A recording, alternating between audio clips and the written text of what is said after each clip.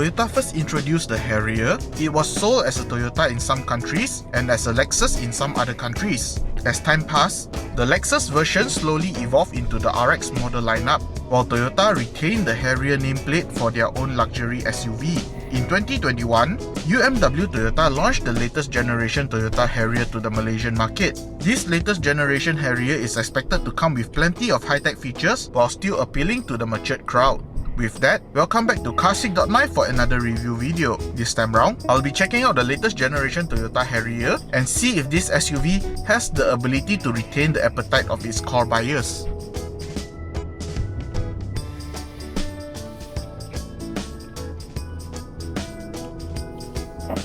On the outside, the latest generation Harrier strikes a good balance between elegance and sportiness. The large SUV uses plenty of sharp edges and fine lines to give it a modern and sporty look. On the other hand, the organic shapes and curves around the vehicle enhance the elegant look of it.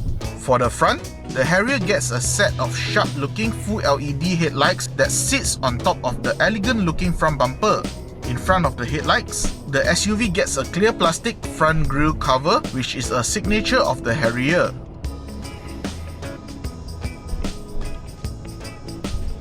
As for the rear, the sloping rear windscreen gives the Harrier a coupe-like rear profile.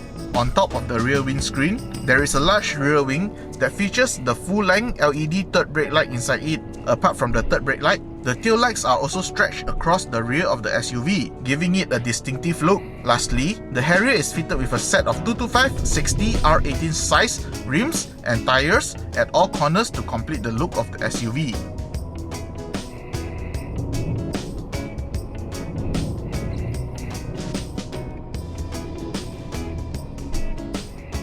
In its latest form, Toyota has equipped the Harrier with a number of high-tech features inside it. Even so, the interior is as easy to use as the previous generation.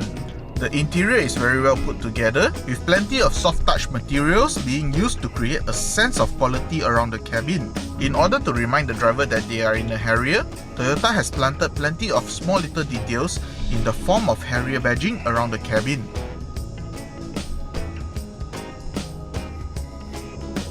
Even though the Harrier is a high-tech vehicle, Toyota has given it an analog instrument cluster with a 7-inch multi-info display at the center. It may be an analog instrument cluster, it definitely looks classy and blends in well with the design of the Harrier. At the center of the dashboard, the Harrier comes with an 8-inch infotainment screen that features connectivity functions such as Android Auto and Apple CarPlay. Before we look into the technology available on the Harrier, I noticed that the placement of the engine start button is in a rather weird spot. The location of the engine start button looks like an afterthought, and I think Toyota could relocate the engine start button to a more elegant location. The Harrier comes with two rather unique technology features that were not seen in any other vehicle at this price point. The first highlight here is the rearview mirror, where it can turn into a rearview camera with a flick of a switch. This can be used to either deflect the glaring headlights from the back or use it to see out the rear when the Harrier boot is loaded all the way to the top. And the second technological highlight here is the panoramic roof, which has the ability to turn opaque with a press of a button. This feature is rather nice to have as it has the ability to cut out some radiator heat coming from the hot sun. With all these features available on the Harrier, I think most of the target buyers would not even be bothered about having these technologies. Sitting in the driver's seat, the cabin of the Harrier feels calm and quiet, and it gives a sense of serenity. The driver's seat is very comfortable, and it comes with a wide variety of seat and steering adjustment to get into a suitable driving position. The rear seats are equally comfortable, with plenty of headroom and legroom to spare. The rear seats are so comfortable that I even took a nap back there once and felt refreshed when I woke up. On paper, the boot space of the Harrier only measured in at 396 liters, but in reality, it looks much bigger than the number suggests. Plus, there are additional storage compartments under the boot floor, and the rear seats can be folded down in order to expand the boot space.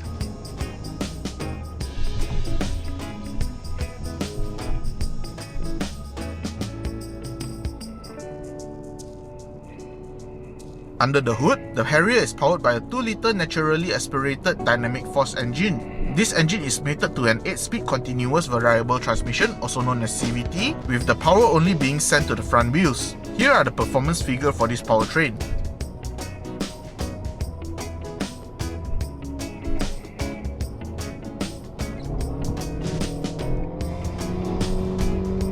If you're wondering, is this 2-liter engine sufficient for this large SUV? I'm happy to report that this engine has enough power to bring you from point A to point B. Even with a 2-liter engine, Toyota still managed to sell quite a number of these SUVs, as they know that the target audience is slightly more mature in age. Paired with the CVT, it helps the engine to stay within the torque band when accelerating. Apart from that, the CVT also ensures that the Harrier returns with a good fuel economy figure regardless of the driving conditions.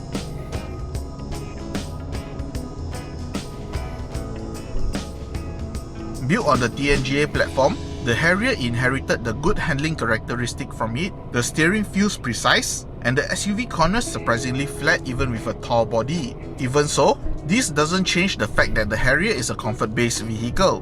The Harrier rides over bumps and uneven roads without much hassle, and the TNGA platform helps Toyota to build a very capable vehicle. Brakes-wise, the 4-wheel disc brakes are strong and it provides plenty of confidence when stepping on it. In terms of safety, the Harrier is loaded with a long list of safety and driver assistance systems to keep the driver safe while driving.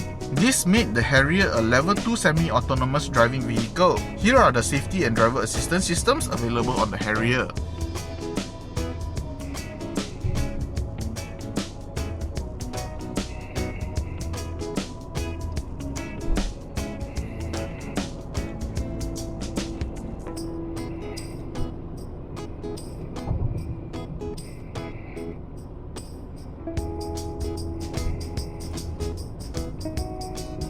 With a price tag of 260,000 ringgit, I still see more Harriers on the road compared to the RAV4. This is rather surprising, considering that the RAV4 has more power than the Harrier at a lower price point. I guess this is the power of the Harrier badging.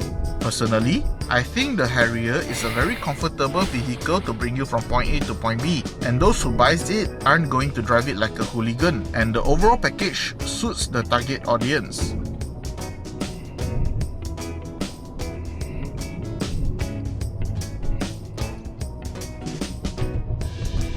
Hope you enjoyed this review video. Please kindly leave a like and subscribe to this YouTube channel for more future videos. In the meantime, if you would like to find out more about the Toyota Harrier, feel free to head on over to our website carsick.my for more information.